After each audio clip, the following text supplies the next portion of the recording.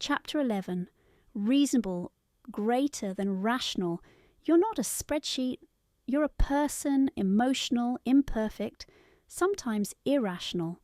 And that's exactly why making money decisions based solely on cold, logical calculation isn't always the best strategy.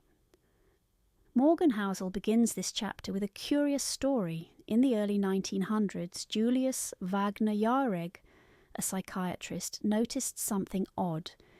His syphilis patients, those with severe neurological damage, sometimes showed improvement if they happened to get a high fever. While others dismissed it as coincidence, Wagner Jahregg took a leap.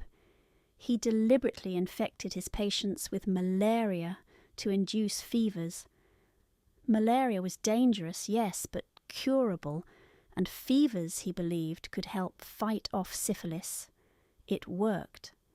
Many of his patients improved, and Wagner Jahregg even won the Nobel Prize for this controversial treatment known as malariotherapy. Of course, it later became obsolete with the discovery of penicillin, but the point stuck. What's reasonable, even if it sounds a little mad, can be better than what's purely rational. This story sets the stage for Housel's main idea. Humans are not machines, and trying to approach money with robotic logic often backfires. Aiming to be coldly rational sounds admirable, but real life isn't a clean math problem. It's messy, filled with stress, fear, love, and uncertainty. In the long run, being mostly reasonable, working with your emotions rather than fighting them, works better. Housel explores how this plays out in finance. Rationality tells you to invest based on expected returns and probability. But if you pick a strategy that makes you so anxious you can't sleep, or you abandon it when the market crashes, it's useless, no matter how optimal it looks on paper.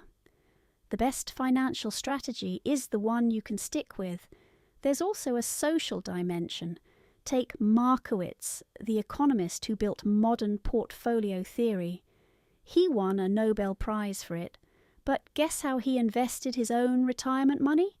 He didn't follow the math. He used a simple 50-50 split between stocks and bonds because it was easier to manage emotionally. In other words, he acted reasonably, not rationally, and Housel offers more examples.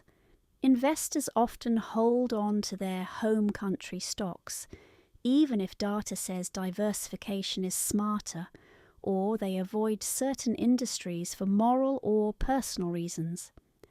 These are not the most rational decisions, but they're real and deeply human.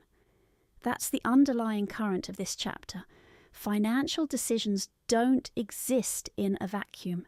They're tangled up in our values, our identity, our experiences, and pretending we're purely logical beings is what leads to self-sabotage.